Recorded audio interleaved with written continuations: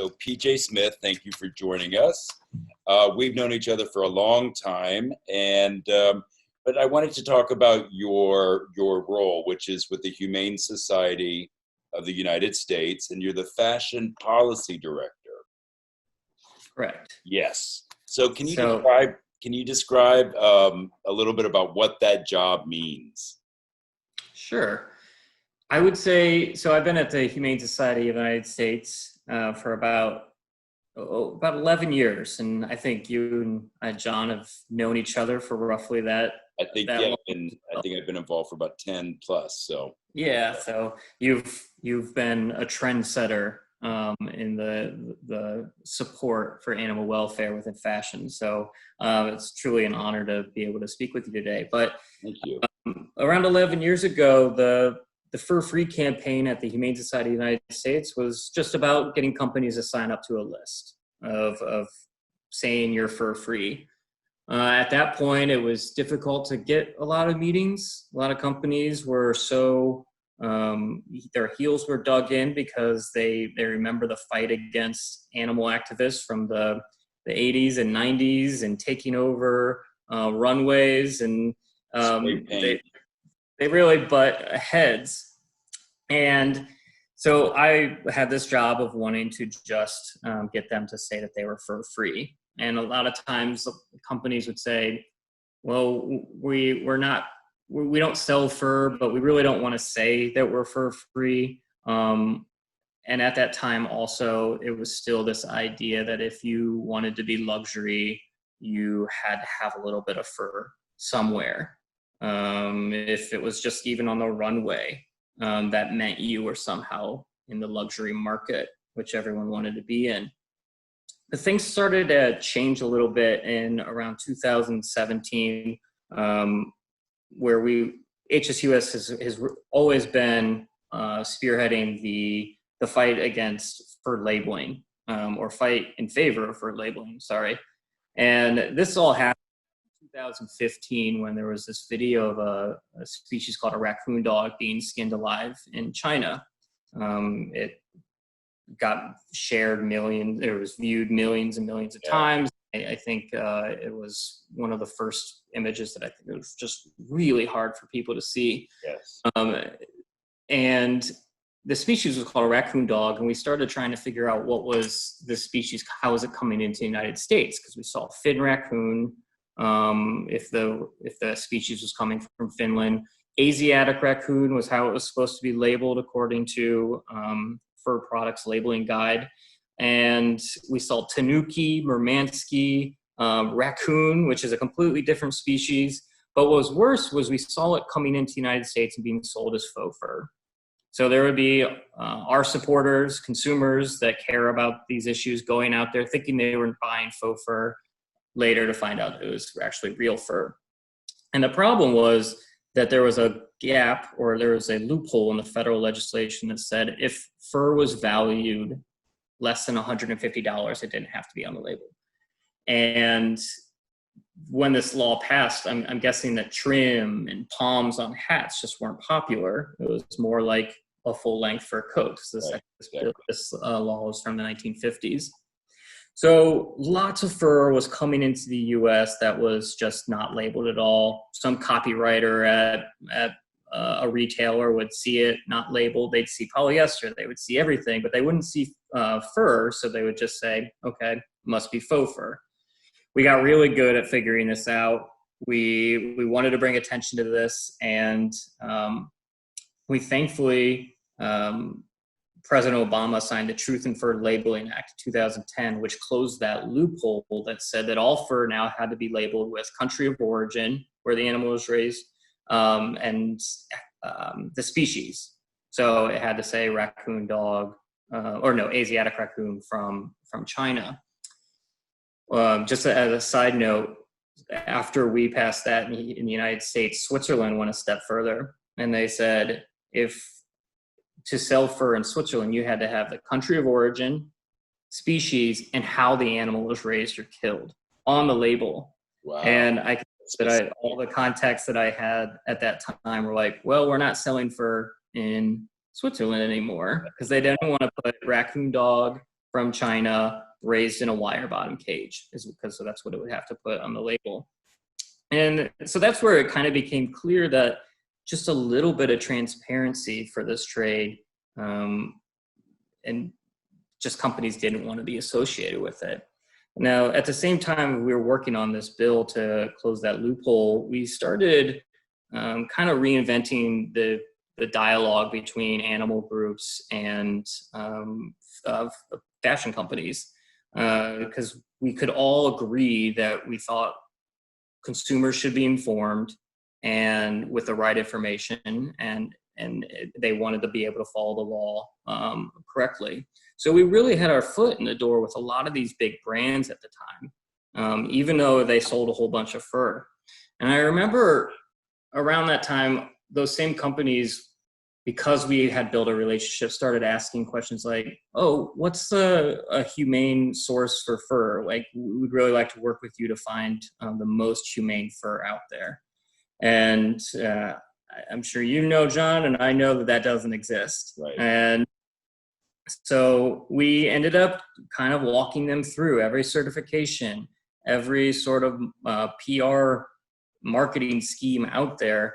And thankfully, so many of those companies eventually ended up going for free. And it was because they did their homework. A lot of companies, like Michael Kors, went to fur farms. They're like, well, we're going to go see for ourselves. And then they come back and they're like, we're going to go for free. I don't think we want to be associated with that. Yeah. You started seeing this this list of fur-free companies grow more and more. I think at that same time, brands and retailers started asking their customers, what do they care about? And animal welfare is always in the top three. Every single time that I know a company asks that question, the animal welfare is super important for their customers. So then they're like, okay, well, how do we take advantage of that? How do we do what our customers are asking? And that's where you started seeing like companies not just go for free and not tell anybody, but they're shouting it from the mountaintops now because it's marketable. Yes. They know their customers care, and they know Gen Z consumers care a lot about this. I think in the Boston survey, Boston Consulting Group, I think it's called, they actually have animal welfare for Gen Z is higher than environmental concerns for that generation. And so now you have brands kind of salivating, thinking like, how do we reach that consumer? Because that consumer is going to have the buying power in about 5 years. Yeah. And, so many brands have gone for free, and now what's kind of happened is that's led to public policy. It's almost become so obvious that this is the direction that the industry is moving, that legislators are saying this is a no-brainer now. The industry is moving away, consumers are against it, so let's ban the sales, because it's just something that people don't want to be associated with. And that's what happened in California in 2019, after West Hollywood banned fur sales in 2013, I think, followed by San Francisco, Berkeley, Los Angeles, and then California. And we know that there's going to be several other cities and states introducing it next year, and potentially the entire country of England is looking to ban fur sales. So yeah, watching from no one wanted to talk about it. You know, John, you were talking about it at a time where no one really wanted to talk about it, to now we're making these huge announcements on social media and we're passing fur sales bans. I didn't think I'd see that day. I didn't either. Change is happening so fast. Yeah, it started happening fast. Now I remember when it first it became clear to me that was not something that I felt good about. And I did use fur once, and I remember using it. This was in 2000, and it was almost as though, again, I was trying to be a luxury brand, and everyone around me is like, you got to use fur, and I used it, and I hated it. I didn't like how it felt, but I'm like, all right, I'm going to do it, and it just, it still kind of haunts me. And I remember seeing a Stella McCartney video right after I used fur, and I'm like, I'm done. I'm out. But when I really started to talk to other designers about it, it got to the point where they'd see me, they'd start running the other way because they didn't want to talk about it, and they would roll their eyes at me. And it's fine, I get it. But now it's very exciting to see this huge sweeping change of I think listening to the customers. And for me, and like, I guess what's the store in New York City that the sports store that is Paragon. Yep. Yeah, so they now they're going fur free, so they're going to get rid of all like the fur trim and stuff. But it's happening, and it's really an amazing thing. And for you to get to work with these companies and to speak to the Armanis of the world or the Bloomingdales of the world, and to see what an impact this is going to have on the lives of animals, to me that it makes my heart explode.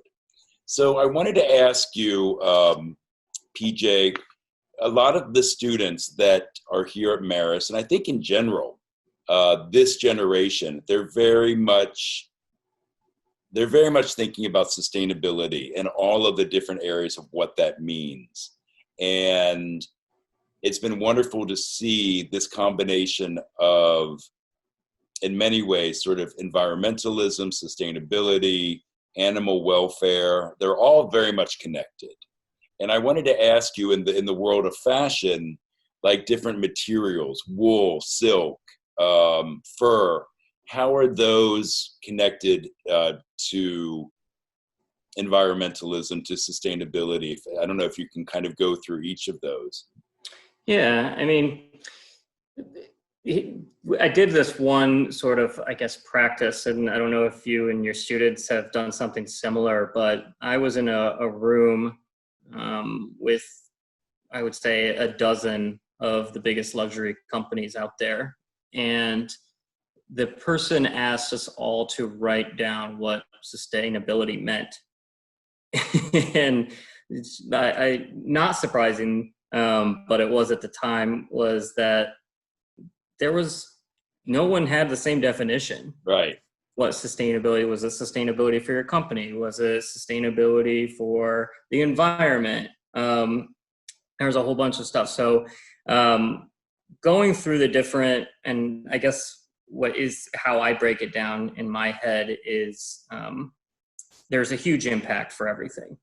For cotton, there's whole groups that are trying to figure out how for cotton to use less water. Yes. And pesticides and things like that. So every sort of material is going to have a huge impact.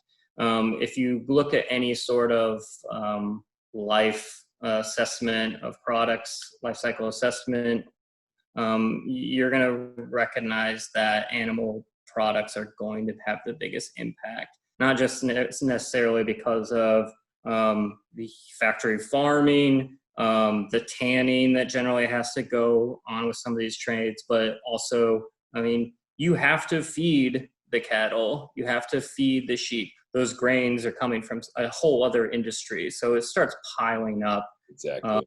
I think we see with food production where you have Impossible Burgers and Beyond Burgers coming out now, that they're taking out that middleman, that animal, out of the equation, and they're putting the plants to the consumer, and just using technology and innovation to do that. And I think the same is going to happen on the fashion side. I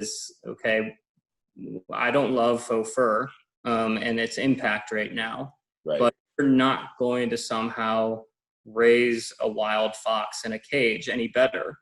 You just aren't, and it's not going to be sustainable for the company, because animal welfare, as we have acknowledged, is a growing concern.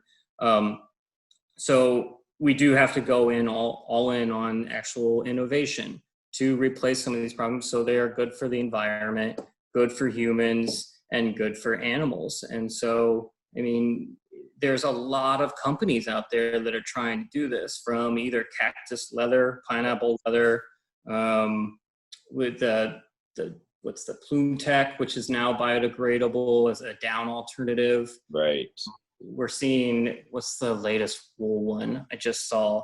A lot of it's like hemp wool. Oh, really? It looks like that I've started to see. And on the fur side, it's a corn based that Stella McCartney is really driving. And I think it's right now it's like 30% corn based and the 70% is recycled polyester, but they already know that they're going to be able to chip away at that to eventually get 100% bio based. Yeah. So that's what luxury is now. We talked about what was luxury before, and it was throw some fur on it. And now it's who's the most innovative, who cares about the earth and is willing to actually stand up and set policies to make it very clear to their consumers that they care. And that's what's changed. I mean, consumers have changed, but companies have had to change with it. And so I'm fascinated by what this change in luxury happened in a very short amount of time. Oh, gosh. Absolutely. I was speaking with Kim Cantor from House of Fluff, and we were speaking a lot about what luxury means today, especially to the younger generations, but to the customers. And it's a very different idea than when I was working and showing clothes, because then it was like cashmere, merino wool, calf skin, fur, and it was how expensive was the material and how did it feel? But I do believe and feel that we're turning a corner, and yeah. I love that whole concept of luxury being something completely different now and it more meaningful. Yeah, and I don't think it could have happened if it was, let's replace animal products, animal materials with polyester, or it had to be this drive for something that we don't know about yet. It had to be this drive for how do we, it's a company that takes like flour or milk thistle, milkweed, and now that's down replacer. And that's the kind of stuff that's just like, I think that's what companies are just so excited about. And I think consumers are there's a demand for it. Oh yeah. Now it's just about scaling these materials so that designers like your students have access to some of this stuff, because that's the difficult thing at this point. And so there's whole organizations out there that are trying to get the people that are investing in these kind of startups in touch with this innovative materials, and so that we can scale it very, very quickly. So I think in a short amount of time, some of these alternatives that are going to be, again, good for the environment, good for animals, are going to be available for your students. Yeah. They're lucky students. Absolutely. Yeah, I'm curious about the cactus leather. I have not seen that in real life yet.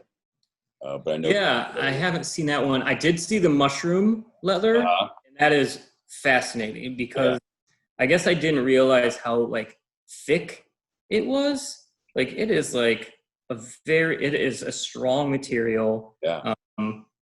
And I think that's what everyone's excited about. I mean, you talked about sustainability. Each of those sort of materials has a certain sort of talking point. When you talk about the exotic skin trade, you talk about illegal wildlife trade because of just difficulty in certain countries of setting quotas on python or different lizards. And what ends up happening is it's a horrible trade, and it's all illegal. It's wildlife trafficking to an extreme. And so no company is going to want to be associated with that. Yeah. And the illegal wildlife trade. And that's why you're seeing some companies go away from the exotic skin. But when it comes to like leather, I was talking with Gucci.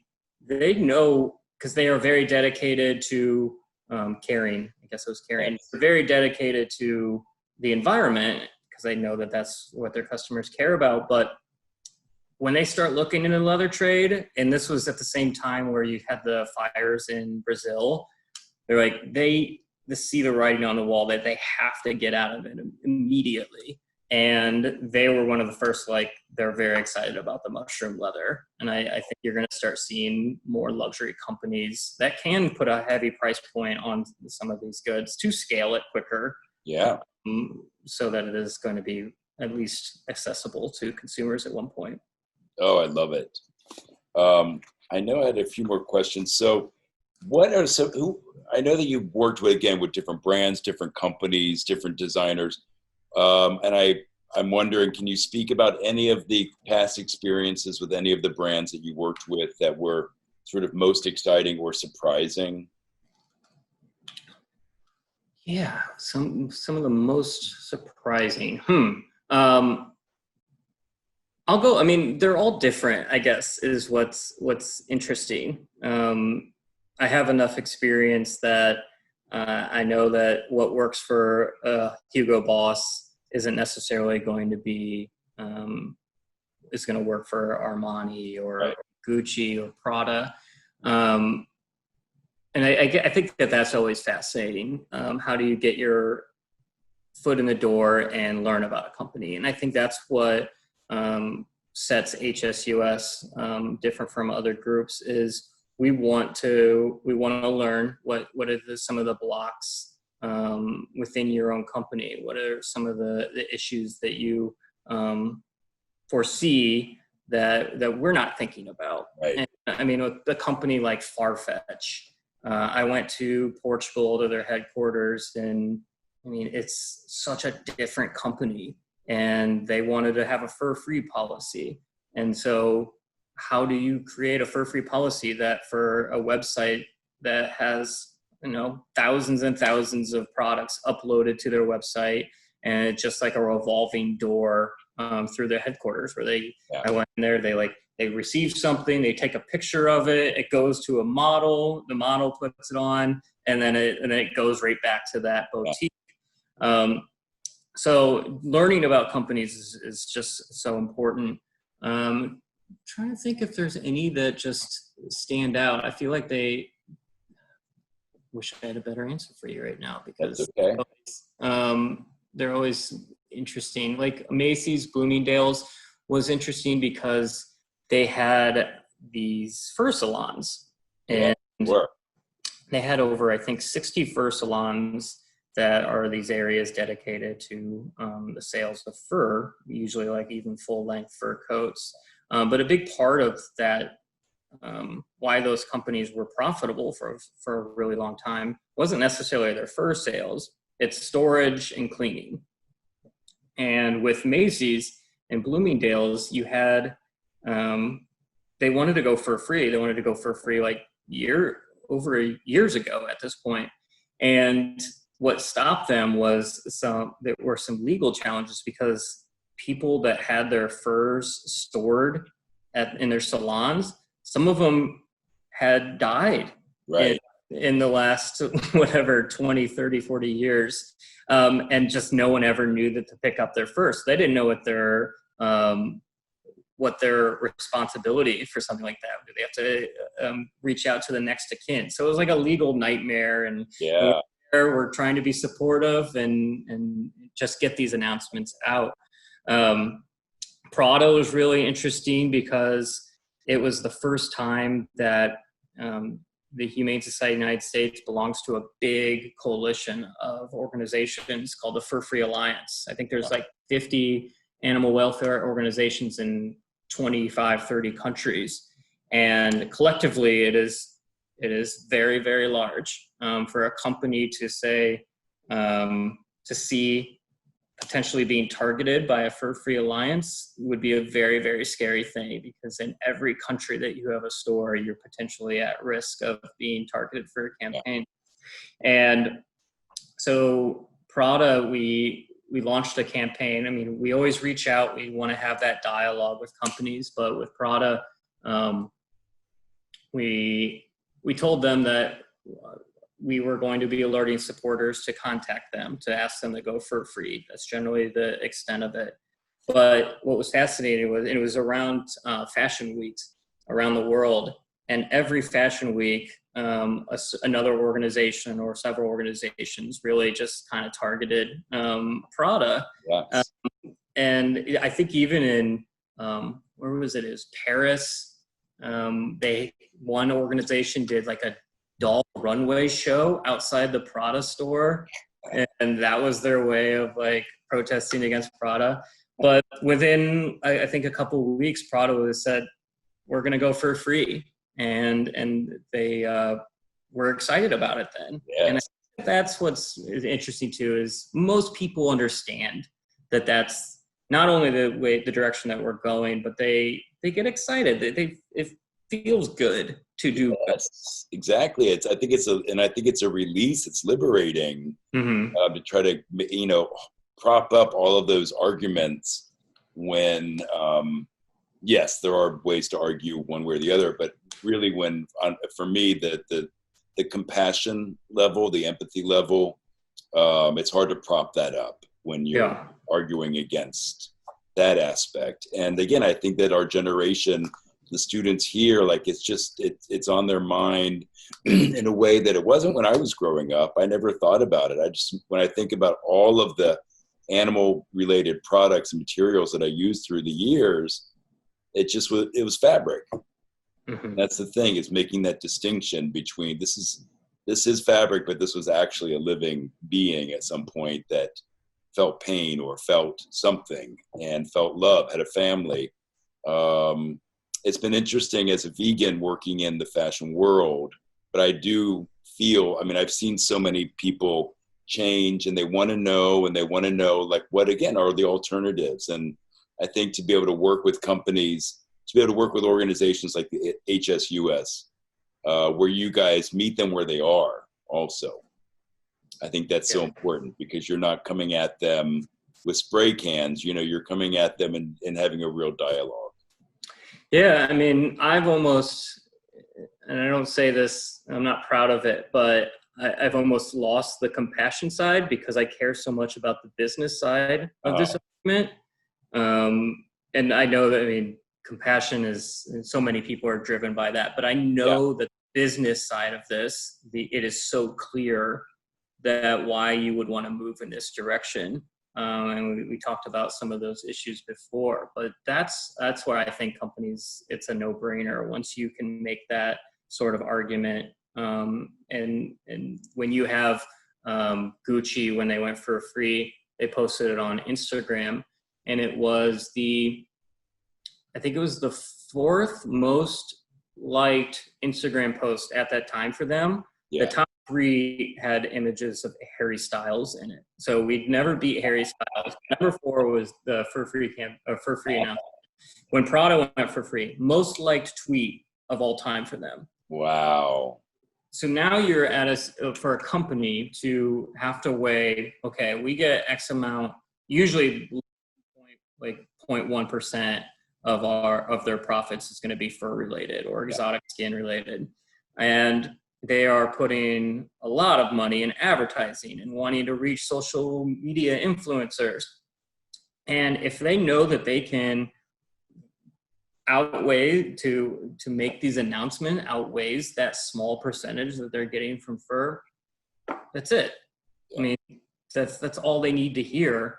And when they can see that it's just only positive, only gets spread to around the world, it picks up that you are a company that cares about the environment, you care about animal welfare. The companies just are lining up to it's sexy. Next one. And what's interesting, again, our students here, we're divided. We have merchandising students, and within the merchandising department, there are people focusing on retail and business. There's people focusing on product development and people focusing on promotion. And everything that you're talking about is interesting, I think, to all of them, plus our design students. But one of the aspects that we're looking at and diving deeper into is supply chain. And again, like the more I think a student or somebody working in the field understands the supply chain. And I feel like now more than ever, because of COVID, for some reason, there's much more demand about transparency. Yeah. And where things are coming from. And I think that, again, that's going to really influence. And I like that you're approaching this, that you really are turned on by the business of it, because that is a language that the companies can speak and understand. Yeah. COVID has also brought, we've always had a few talking points with the fur trade of why to move away from it, from animal cruelty to the environmental impact, to the support of innovation. I never thought we would be at a point where mink are now giving COVID-19 to humans on some of these fur farms. Yeah. Wow. The last report out of the Netherlands. So the Netherlands had this outbreak of mink. And what most likely happened was mink got COVID-19 or coronavirus from humans. What ended up happening was it spreads like wildfire through these mink farms, because they're next to each other, multiple mink they're on top of each other. It's stressed out. It's a pretty gruesome industry, and the coronavirus ends up mutating and giving it back to humans. So they now can trace, depending on what sort of version, I guess, I'm not a scientist, but they can now link if your coronavirus or your COVID-19 to the mink trade, because it's a certain kind of strand. And the last I heard, and they're not testing a whole bunch, but they can at least link 66 humans to getting infected by mink. So these mink farms are going to be reservoirs for COVID-19, even if it goes down for humans. Yeah. The infection rate goes down for humans. And I think that it's just another nail in the coffin for the fur trade, where you now are, if you do sell fur, you are potentially at risk of being associated with causing the spread of COVID-19 and or the next pandemic, which tend to be always animal origin, come from animal origin. Right. Yeah. So it's an interesting time to be working on this in this field. It sure is. Now, so what are you working on? I don't know if you can share anything now, because I know a lot of the stuff is more confidential, but is there anything that you're working on now that you can share with the students? Yeah, so, and I mentioned this before, just the seeing how corporate policy is now leading to public policy. And so you have California banning fur sales, and we know that other cities and states are going to be following, including the entire country of England will potentially be banning fur sales after Brexit. And once that happens, I think other cities, more cities and states, and that's going to be that final, the world saying no to fur is going to be done through public policy. So we're working a lot on that. And then I think it's fascinating just to watch, because companies receive such positive feedback from customers when they went fur free. Now they're kind of asking what's next. And that's where you're going to start seeing more and more companies not just go fur free, but they're going to be banning exotic skins. It seems like exotic skins is that next step. Yeah.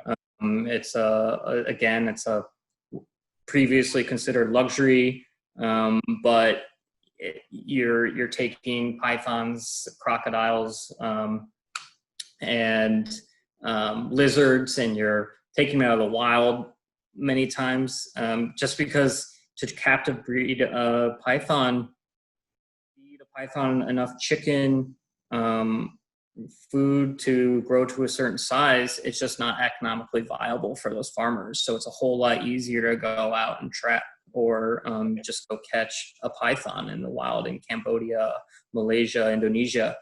And so I think it's a no-brainer for a lot of these companies that don't want to be associated with not just the cruelty of trying to kill a python or a crocodile. I feel free to go watch some videos. They're pretty gruesome. but also just to not be associated with illegal wildlife trade. So you're going to start to see more and more companies get rid of that.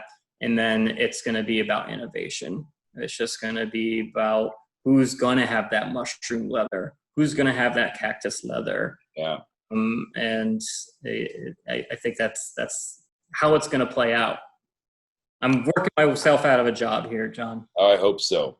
Yeah, I have friends that work in the luxury markets, and they are working in leathers and other things, and they are now at this place where they really are interested in taking that next step, and it's very much about being on the forefront of technology, and they want to know, like, what are those developments? And it's very exciting to see how, like, all these worlds are converging, and that designers are working with scientists and trying to think about how can we grow leather, how can we grow things that are from the cells of the animals without using the animal, and then what are those plant-based alternatives, or what are those synthetic alternatives that are 100% recyclable, like spider silk. There's so many cool things happening, and I just feel like our students and the students that are in schools right now, they want to know more. And I think that the more that we can share these ideas with them and get those materials in front of them, the better. My final question for you, PJ, is something that I ask all of the people I've been speaking to. What kind of advice do you have for students, and especially those that are going to be entering into the world of fashion, whether it's in merchandising, buying, design? From your point of view, do you have any thoughts about just what kind of advice you might have for them? Yeah, I think you're always going to win out by doing good for the planet and everyone that lives on it. My biggest kind of talking point to companies is you can do well by doing good. And I think that anybody that is getting ready to go out in the job market, especially in the fashion industry, it couldn't be more true. There's so many opportunities. Like I said, there's a huge gap for whoever wants to have the next innovative wool product. That person will be a very, very rich person. Yeah. If they can get there. And I don't know if we've not discovered it yet, or if it's something like hemp, and just treating it in a certain way. So the opportunities are there, and those are the people that are going to be extremely successful, and change the world. So it's exciting. I would love to go back and just get out of school and see all the possibilities out there, especially in the fashion industry. Yeah, and I think that there's so many people that maybe didn't grow up thinking about fashion that are really drawn to it now because of all of these interesting links between society, social issues, science, technology. There's so many, it's all kind of converging. And I think fashion and garments and apparel are, there's a lot of different ways to look at them now, and a lot of different avenues to get involved. And so I really want to thank you so much, PJ, because what you're doing is so inspiring. And I thank you because of all the work that you've done on behalf of the animals. I mean, you've been able to really help make an impact and to help change people's perceptions. And that's a beautiful thing. Thank you, John. And again, just want to thank you because you were that voice before it became popular. You were the person that was out there saying that we needed to do better. And so, I mean, from the Humane Society's perspective, like, it was John Bartlett that was there before everyone else. So I don't know if you saw this coming, but we really appreciate you and everything you've done. Thank you so much. Your students are very lucky. Thank you. I'm going to start crying. So yeah, the students are amazing, and they're teaching me every day. and we'd love to have you come up and visit us when the Can't world wait. opens back up. So thank you again, PJ. Yeah, no problem. Thank you.